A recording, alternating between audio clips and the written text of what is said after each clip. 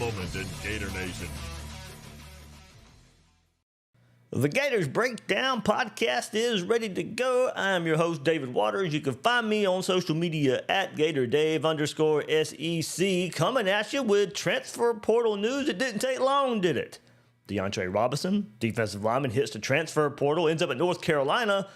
And we let you know in that episode when we were discussing that, plan was kind of already in the works for defensive line transfer. Even more so, it was needed even more so after that. And then the Gators get to work quickly on their own side. Brendan Bett from Baylor transfers, committing to the Gators on Saturday night, late Saturday night. Big pickup for the Gators, big position in need, of course, there for the Gators. So had to get it done, did get it done. And certainly, the speed of how it all happens right now in the transfer portal, whether they're coming or going, man, it's just, as I said in that last episode when I started it, of course, we all know there's never a dull moment in Gator Nation, but man, that transfer portal, there's never a dull moment there either. Good, bad, coming, going, whew. Just keep showing your toes. That's just the world of college football right now. You just don't know the next storyline, where it's coming from.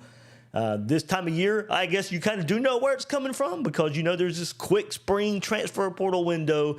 And, Billy Napier after the spring game saying, hey, roster's 98% done. So I don't think he was counting DeAndre Robinson transferring away when he was talking about that. But it happened anyway. Just kind of lets you know the volatile nature of college football that we all know about right now. It's going to hit, almost every program in some form or fashion. In the spring transfer portal, it's just, as short as it is, you're going to get some surprising storylines how it all quicks together. And look, for Florida, the timeline of this with Brendan Bett, Florida's had some pretty good success in this spring transfer portal window. Ricky Pearsall, it's mostly at the receiver position. Ricky Pearsall, Elijah Badger. Pearsall had 2 seasons at Florida, of course. Bett's getting 3 seasons, so that's a big get here for that purpose. Position in need, and you get him for some years.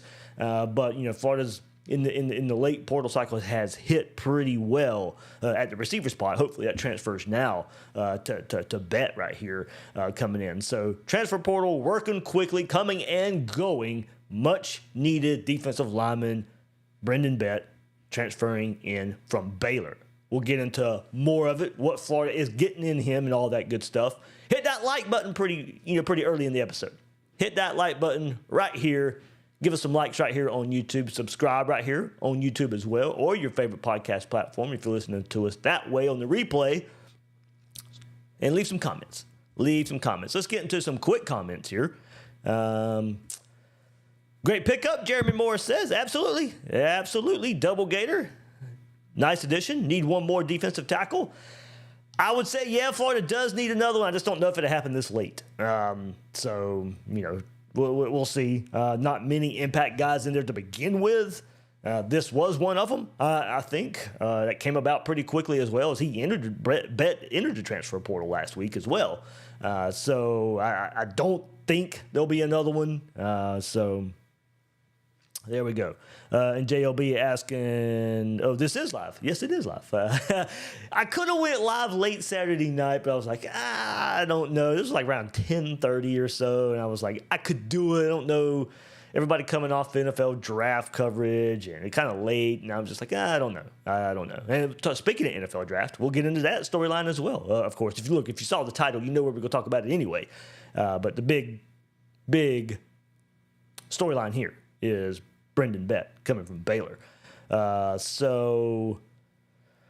JLB said, is this live? Yep, I missed the name. Yep, there we go. Brendan Bett from Baylor. And you said he's a defensive tackle. Yeah, defensive tackle, can play some nose tackle as well. He can be moved around. We'll get into that in just a second as well. Caleb Collins, we'll get into that in just a second, Caleb, but do you think this is a good trade-off for what we lost so far? Yeah, I think so. DeAndre Robinson had a pretty successful freshman season, so did Brendan Bett. This would be Bett's 3rd year of college football. We'll get into that. Like I said, we'll get into summary there, but very similar freshman numbers there for Bett and what we lost with DeAndre Robinson.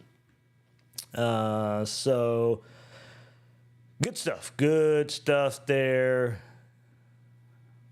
We'll get into it. Jordan Kelly mentioning draft talk. We will get into it. Badger not getting picked really surprised me. We will get into all the NFL draft. We'll take a look ahead in next year's draft, too, of who might be getting selected for the Gators. So pretty loaded episode. Pretty loaded episode right here of Gators Breakdown. Before we get started, everybody remember, you can keep the conversation going at Gators Breakdown Plus. Link is in the description. You get extra episodes, a lot of those this time of year, those chat episodes. During the season, kind of Q&A, chats, all that good stuff. The big pull, of course, is the Discord chat and ad-free episodes of Gators Breakdown. I know there's a lot of ads in Gators Breakdown right now. Got to make it worth the while with the work we're putting in here. But if you don't want the ads, Gators Breakdown Plus is the way to go. And, of course, you get access to that Discord server to keep the conversation going.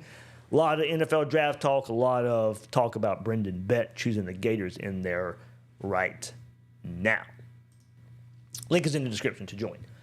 All right, so, of course, Brendan Bett coming in from Baylor after DeAndre Robinson unexpectedly entered the transfer portal last Thursday. He committed to North Carolina on Saturday, so, of course, that happened pretty fast as well. With that move of DeAndre Robinson, of course, this addition became even more crucial. As I mentioned last episode, Florida was in the market for defensive linemen, defensive tackles anyway. So, yeah, could depth be better even with the addition of this? Absolutely, because Florida was looking forward anyway. But it became even more crucial to to land another defensive lineman. Florida planned to pursue Bett beforehand, but this signing became essential for depth purposes now for this Florida Gator defensive line in the trenches up front. So, of course, questions should still remain about how deep this defensive line can be, but Bett's addition certainly alleviates some of the concerns that we were having after we lost Robinson, because while this plan was in motion, and we'll get into why maybe this happened fast and why Florida was just kind of the only name out there for Bett, it still had to happen. Something didn't need to go wrong here. This needed to happen, and mainly because of Robinson hitting the transfer portal as well. So, Bett, 6'5", 300-pounder, showed early promise as a freshman at Baylor in 2023, 2 seasons ago.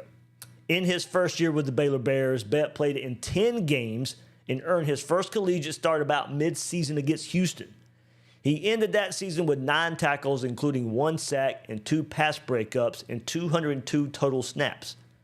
Pro Football Focus graded Bett as the 4th highest-rated interior freshman defensive lineman in college football.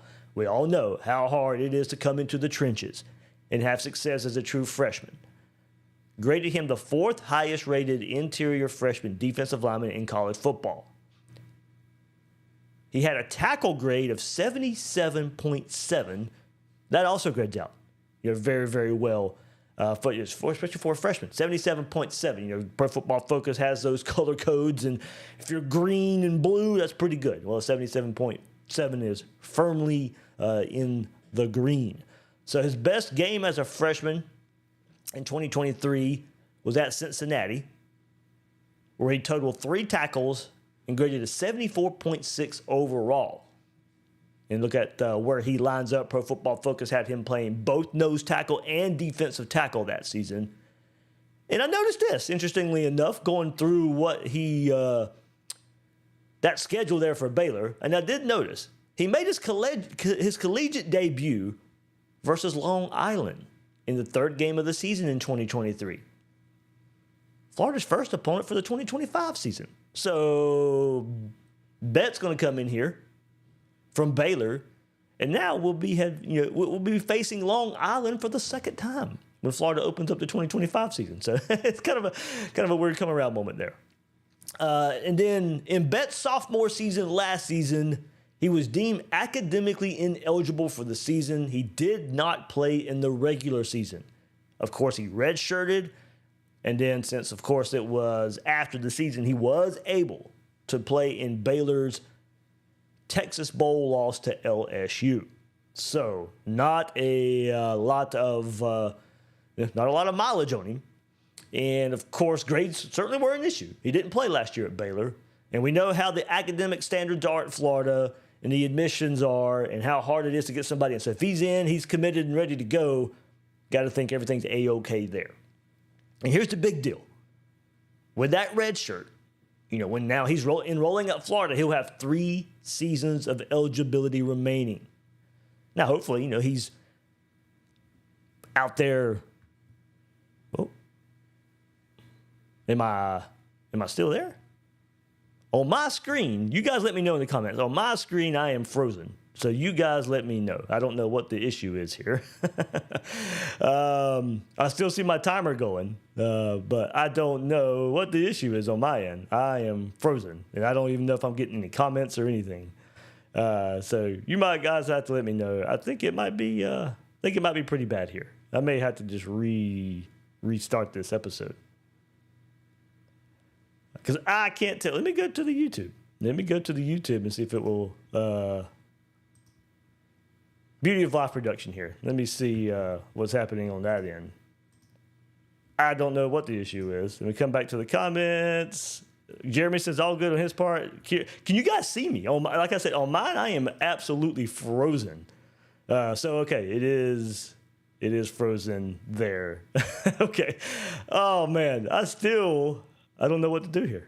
Let's see. Let me see if I can restart my camera. This is kind of embarrassing, huh? Disable the camera. Nope, there. If I disable it, bring it back, it's still frozen. Well, I don't know. Should I keep going? Should I just restart? I don't know. I have no idea. I'm going to remove myself from the scene and bring me back. I have no idea. What if I change cameras?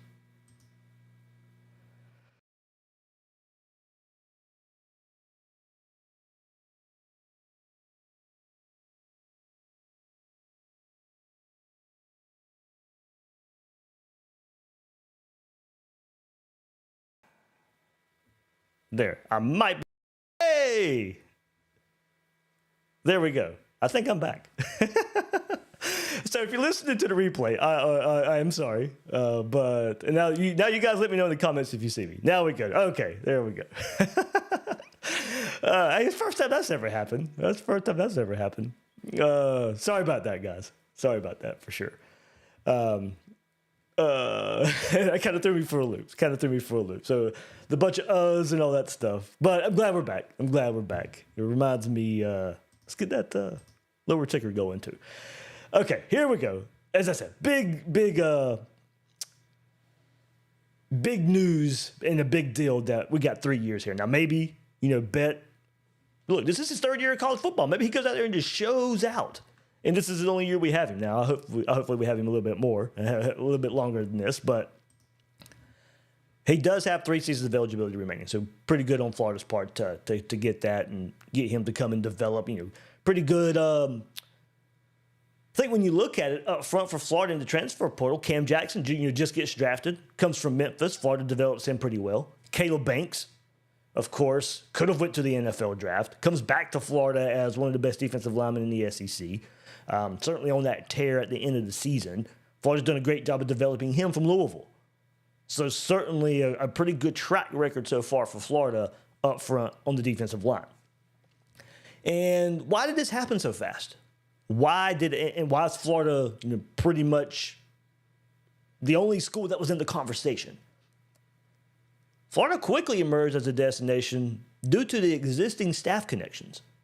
Current Florida Gator defensive line coach Gerald Chapman, he previously recruited Bett while he was at Colorado. And additionally, Florida Gator current defensive coordinator Ron Roberts had recruited Bett to Baylor during his time there. Remember, though, Roberts left the program to go to Auburn just before Bett's enrollment there in Waco. But Ron Roberts involved in the recruiting. So there's 2 guys on Florida staff that were in the recruiting conversations for Bett over there in the Midwest, in Texas, and Colorado. Of course, those relationships sped this up, accelerated the process here for getting Bett to Gainesville. And it happened pretty fast, too. I think he arrived late Friday night for his visit, spent the day Saturday on campus, and like I said, late Saturday night it came out that he was committing to the Gators. So go back to, talk about his recruiting and why the staff is familiar with him. Consensus 3-star prospect. Chose Baylor over offers from Colorado, of course. Houston, SMU, and Texas Tech, among others.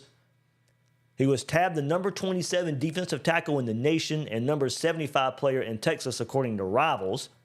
Rated the number 97 player on the defensive line in the nation and number 156 overall in the state of Texas, according to 24/7 Sports. Going back to high school, 148 career tackles, including 112 solo, 42 for loss, racked up 7 career sacks, including a career high 4 as a senior in 2022. He returned his only career interception for a 51-yard touchdown. So, man, I got that big rumbling, fumbling, stumbling. There we go, Chris Berman, for a 51-yard touchdown. And, at the high school level, I want to go back and see if I can find the highlights for that play because, you can see, we all know what happens at high school and, depending on what kind of competition you're playing. And a lot of guys are going to be smaller than him anyway, but I can imagine somebody, 5'8", 150-pound wide receiver or something, maybe trying to go try and tackle him or something. Probably pretty funny to see. So, of course, DeAndre Robinson hits the portal. This was a need. So, Bett joined the defensive line group that consists of senior Caleb Banks, senior Brian Taylor, junior Jamari Lyons, redshirt sophomore Tavares Brown, sophomore Mekhi Burrow, and then the freshman trio of Joseph Mbachu, Stephon Shivers, and Jeremiah McLeod. So going through those names, you see why Florida definitely had to go get Bett. We discussed this when we, did the pop-up episode of DeAndre Robinson hitting the transfer portal, and at the time why it hurt Florida and why Florida needed to go get the depth. Yes, going back to a previous comment there, I'd love another body here. Not sure if Florida even has the room for it, but of course we know they were shopping around even when DeAndre Robinson was here. So we'll get into it when we talk transfer portal anyway. Numbers usually have a self of working them way out. The numbers usually work themselves out. That's what I'm trying to say. Usually just have a way. When there's guys that you want, numbers usually work themselves out. Go back to spring. You had, of course, multiple players on defense at every level of defense missing time in spring practice. And with that up front defensive line, Caleb Banks was missing time. But there were some positive developments if we go back to it. Most notably, Mekhi Burrow.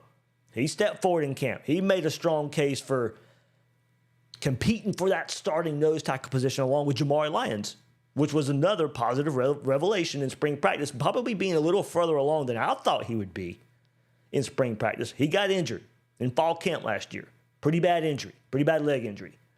So pretty good, I think, competition there for Florida at the starting nose tackle role with Burrow and Lyons. Robinson comes in, going to split time with Banks. So you got a pretty good four-player rotation there, I think, now. Lyons and or Burrow starting alongside Caleb Banks, and then the other to go alongside with Bett there. So 4 guys right there, defensive tackle, nose tackle, that you're looking at for Florida. DeAndre Robinson was earning first-team reps because Banks was sidelined through spring practice. Brian Taylor missed some time as well. So Florida was going through bodies. Stephon Shivers, the true freshman there for Florida, got a lot of reps.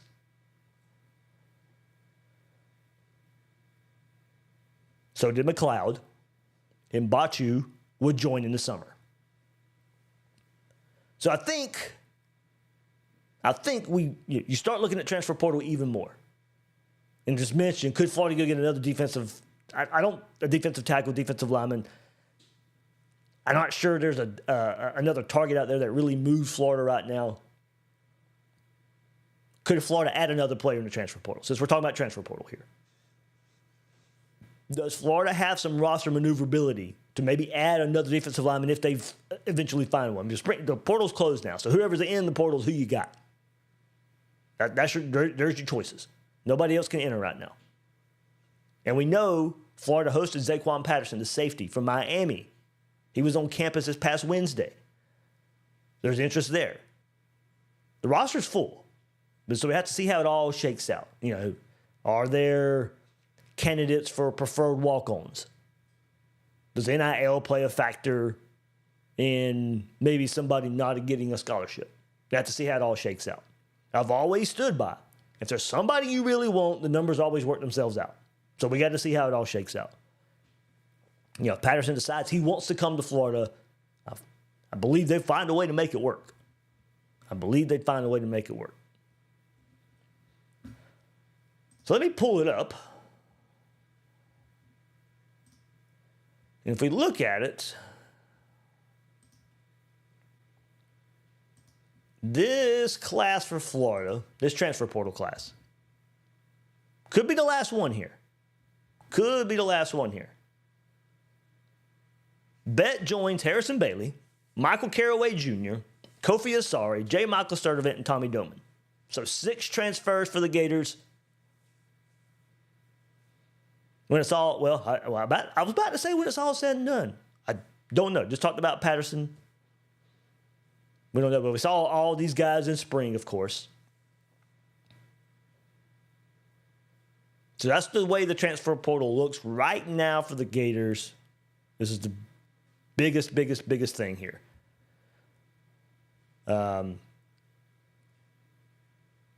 Is adding at a big position of need. And L Wolf 74 brings up a good point that I completely left out.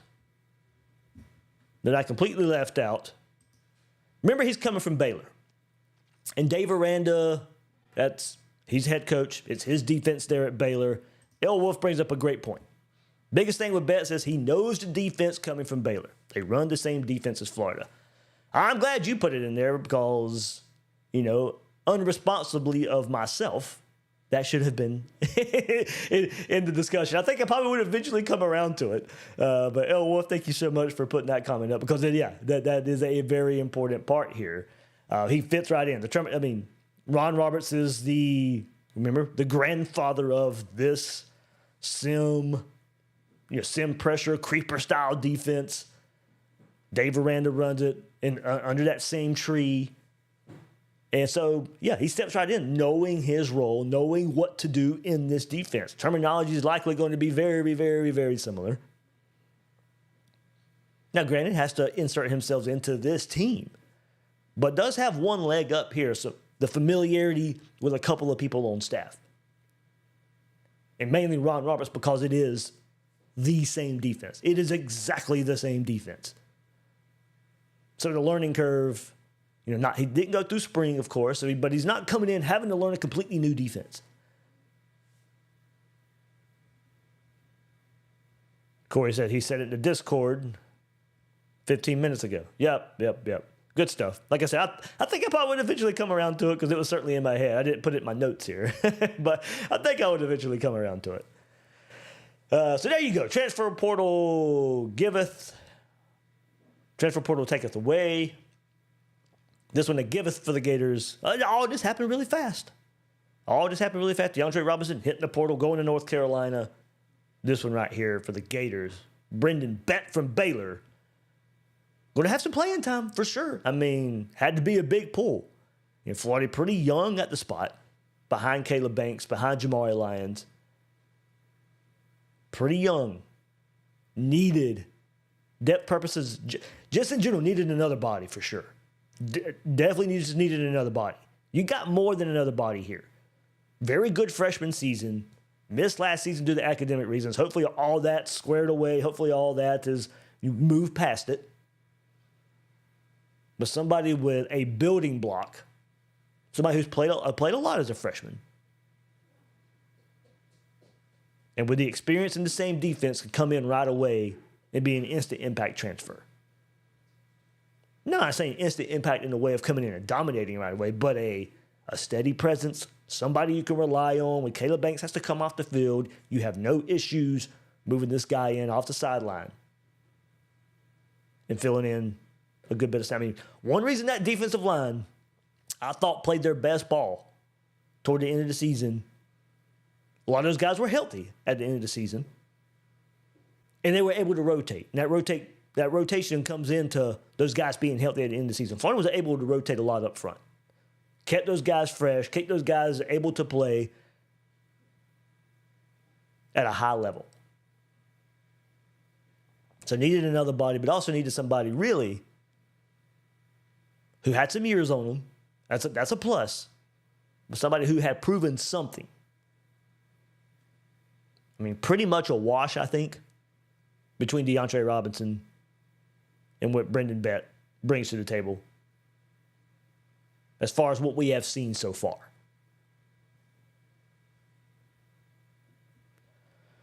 All right, let's get to some NFL draft.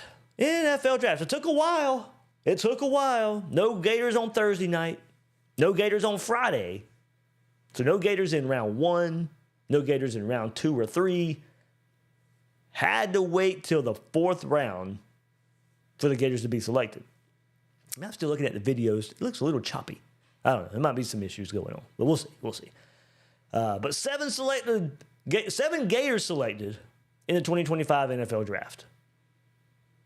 Chimere DK at wide receiver, Cam Jackson, defensive lineman, cornerback Jason Marshall Jr., linebacker Shamar James, quarterback Graham Mertz, punter Jeremy Crawshaw, and defensive back Twyquez Bridges were selected on Saturday in the 2025 NFL Draft. Florida continued its streak of having a pick in every NFL draft since 1967.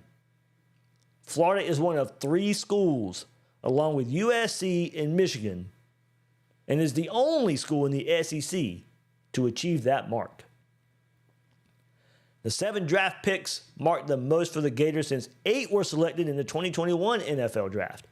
So kind of weird, nobody at the top for Florida, nobody in the first few rounds, but still for the Gators, these 7 were the most since 8 were selected in the 2021 NFL Draft. All right, let's get to it. Chimere DK goes in round 4. He was the first pick of the 4th round. ESPN NFL Network starts their draft coverage, and the very first name called is Chimere DK. 103rd overall to the Tennessee Titans. Of course, really elevated his stock by participating in the Senior Bowl, in the Hula Bowl, in the NFL Scouting Combine, where he ran the 7th fastest 40-yard dash by any player and the 3rd fastest by a receiver. Like, season ended, Florida plays the bowl game against Tulane. Chimere DK, probably not a 4th-round pick.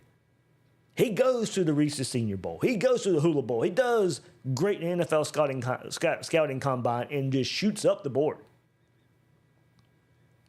DK, the 46th Florida wide receiver taken all time in the NFL Draft. 10th Gator wide receiver selected in the NFL Draft since 2015. He is the 10th Florida player drafted by the Tennessee Titans.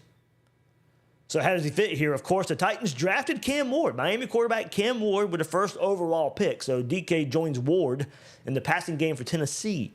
Not a very deep room. DK can make an early impact and also really should factor in as a returner. Cam Jackson goes in round 5, pick 140 overall to the Carolina Panthers. Also in the Reese's Senior Bowl, where he impressed there as well, was at the NFL Scouting Combine 2. 25th Gator defensive tackle to be selected in the Common Draft era, and the first since Jervon Dexter in 2023. He is the 28th Florida defensive player and the 10th defensive lineman drafted since 2015. The 28th defensive player and 10th defensive lineman since 2015. He is the 2nd Gator to be selected by the Panthers. So Jackson, he's part of a rebuilt defensive front for the Carolina Panthers. Of course, primarily going to be asked to be a run stuffer. We'll see. The big thing for Jackson is carving out probably more of a pass rush role up the middle. Of course, not going to be asked to do that. Not going to be, like I said, his primary role is going to be to be a run stuffer. But if he can develop into a solid up the middle pass rusher too, maybe have a long NFL career. That's going to be the thing I think NFL teams, whether it be the Panthers down the line, will be looking for. Staying home, Jason Marshall Jr. goes in round 5, pick 150 overall to the Miami Dolphins. Of course, Jason Marshall from the South Florida, Miami area, goes to college at Florida, gets to stay in state and return home to Miami. That's a pretty cool story there. Of course, 4-year starter cornerback for the Gators, played in 45 career games. He participated in the East-West Shrine Bowl and the NFL Combine, of course, coming off his injury about mid-season there for the Gators.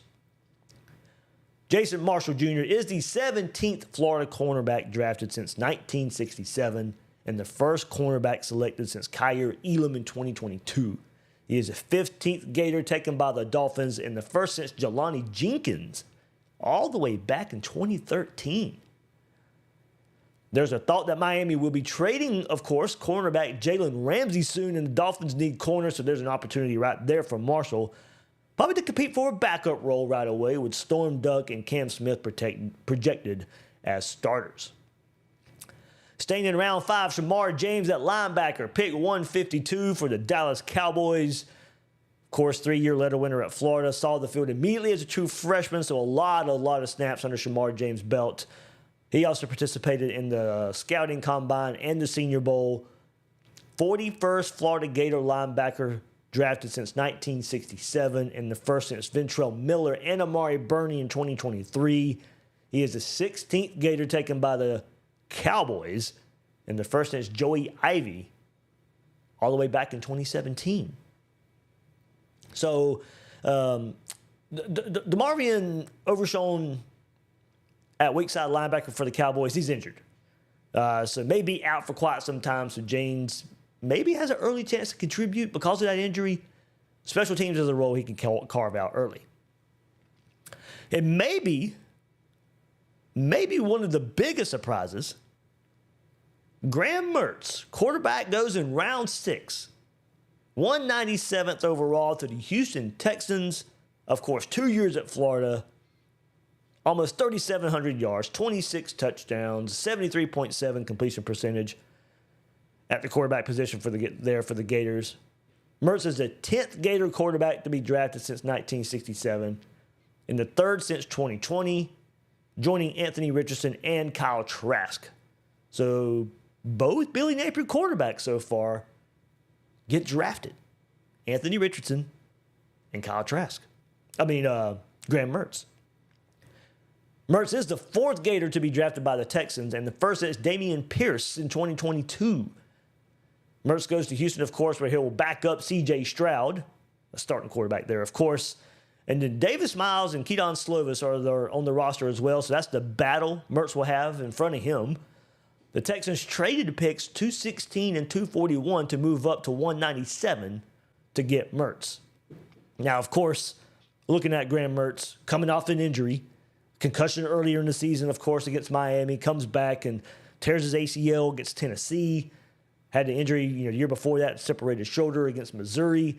So didn't play as many games as we wanted him to there at Florida. Now last year, kind of as far as wanted to, because you had DJ Lagway as well. So you can look at that both ways. But Graham Mertz did enough to get drafted. Smart player. The limitation, of course, we didn't get to see the deep ball really excel with him at Florida.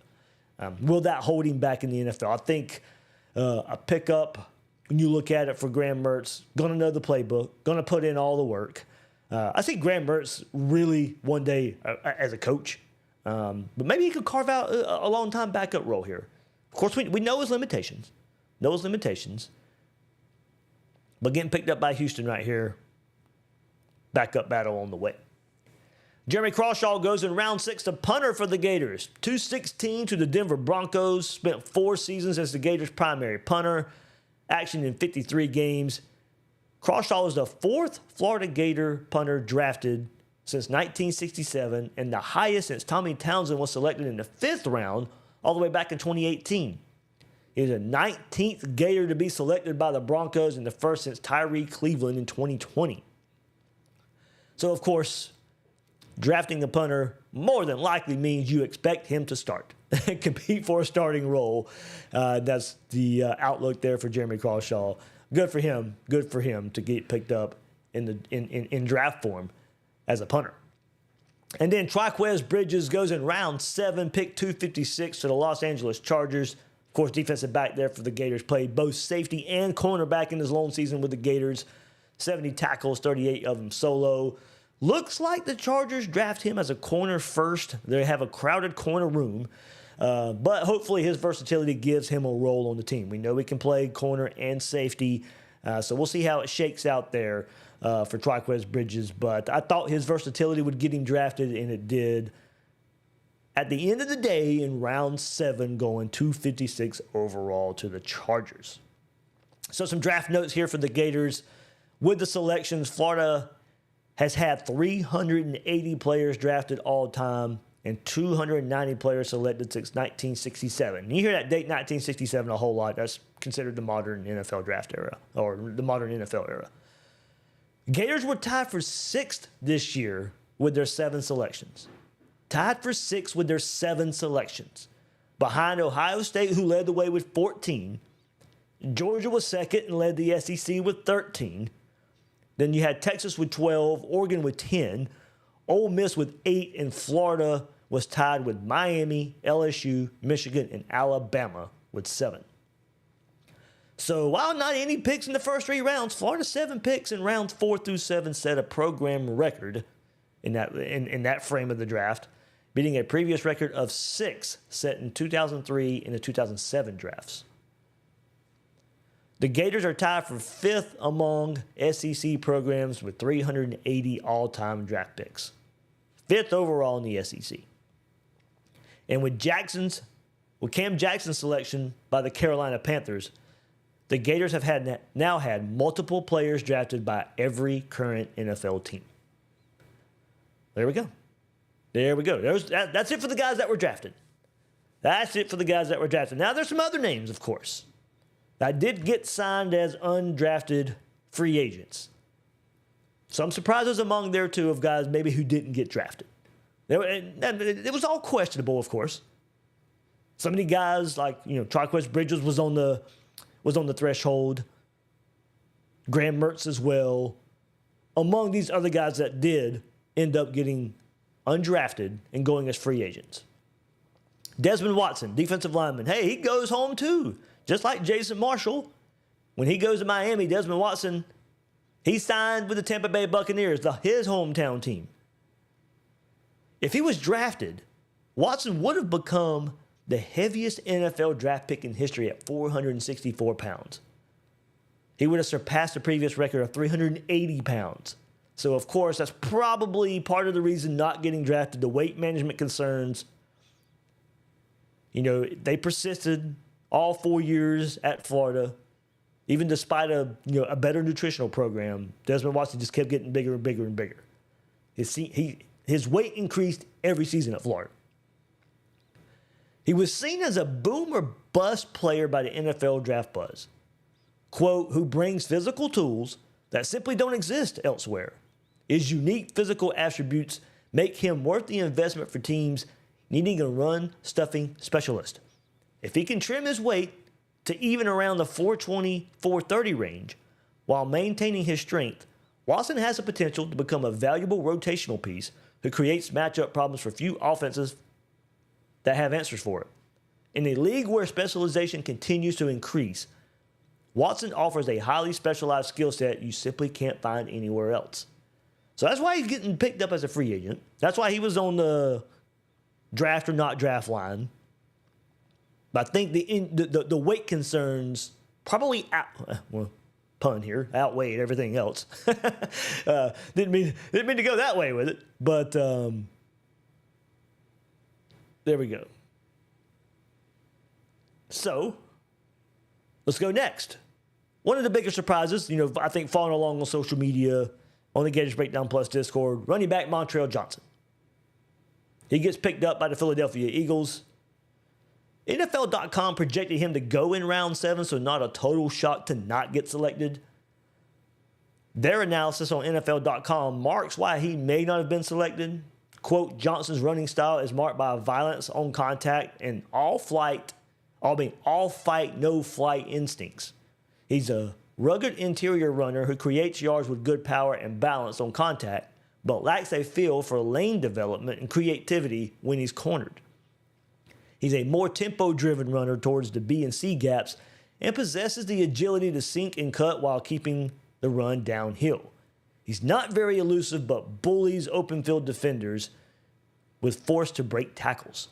Johnson's going to get what is there and run with consistent effort and toughness. He could compete for a role as a 2-down backup. All right, keeping it going out here. Jamarcus Weston gets signed by the Jets. Of course, stuck it out at Florida, playing many roles, wide receiver to the secondary to edge player, then his best role, of course, and something he will offer the Jets and the NFL, a special teams gunner. So Jamarcus Weston, good for him sticking it out. Ends up getting his chance here as an undrafted free agent with the Jets.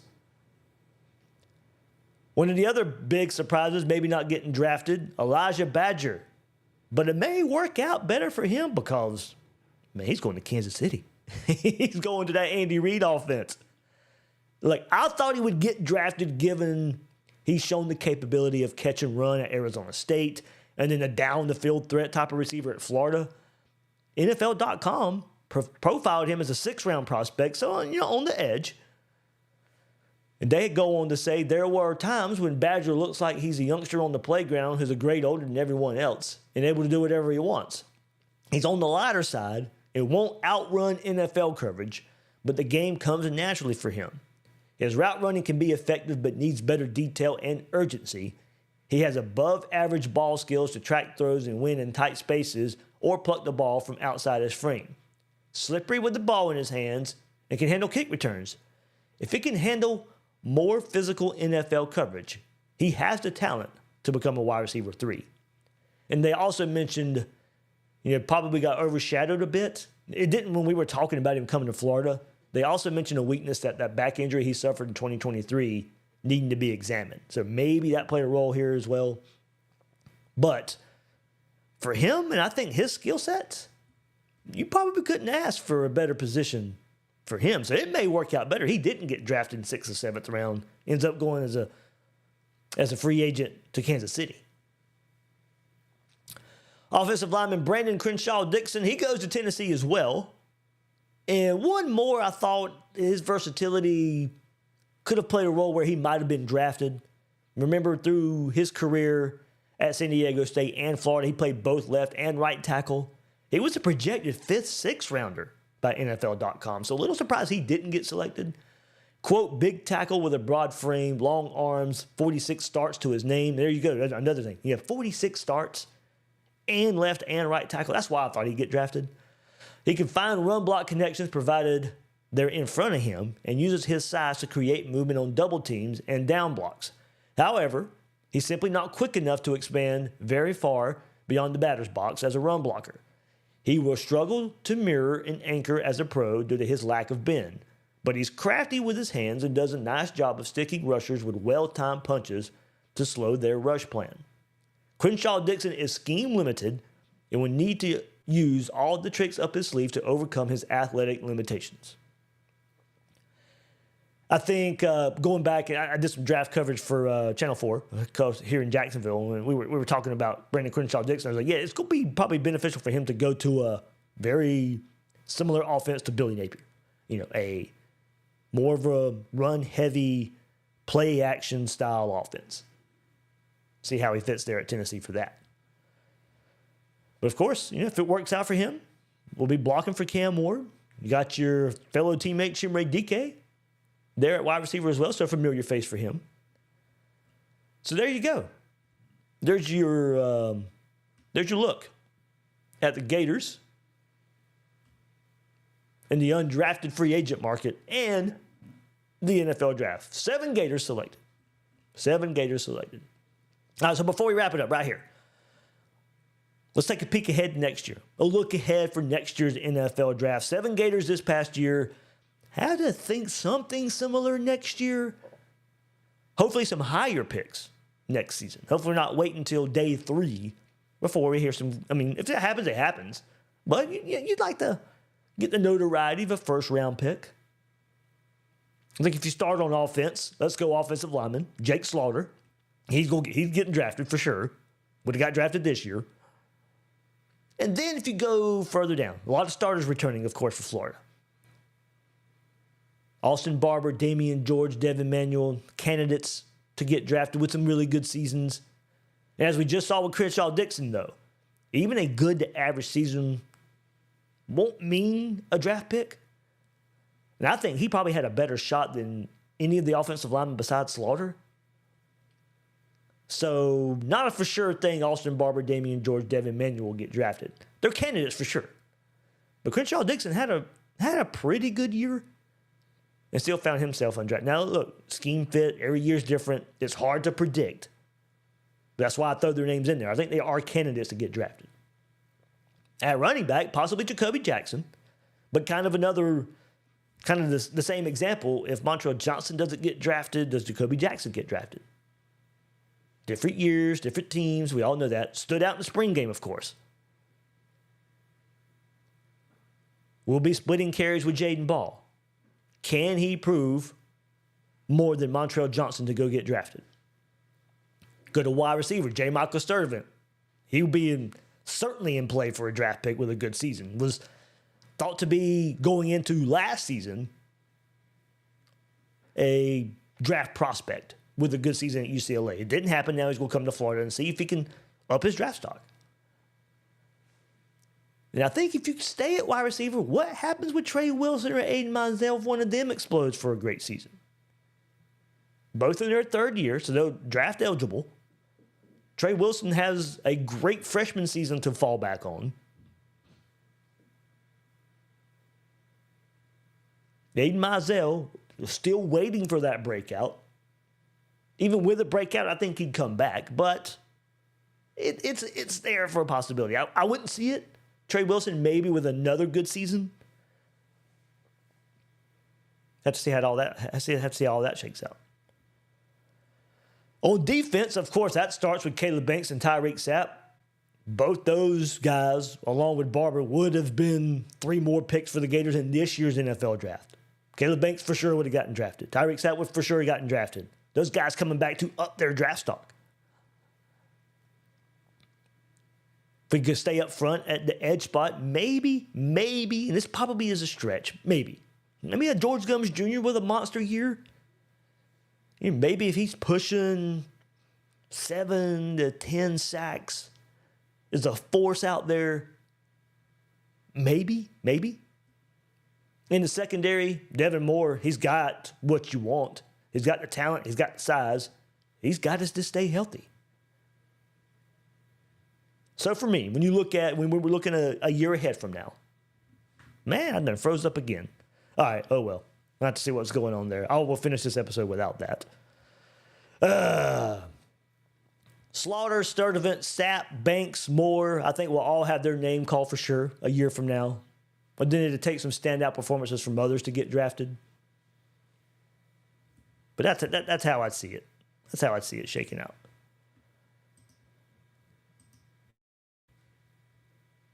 I don't know what's going on. At least it happened this time at the end of the episode. I don't know what's going on here. My computer was acting up a little bit before this anyway, so we'll see. But certainly not an ideal situation here. Ideal situation. All right, that'll do it. That'll do it for this episode of Gators Breakdown. Looking at the commitment of Brendan Bett there from Baylor in the transfer portal, NFL draft talk. All right, here on Gators Breakdown. That'll do it for this episode. I am your host, David Waters. You can find me on social media at GatorDave_SEC. Guys and girls out there, thank you for joining me on this episode of Gators Breakdown.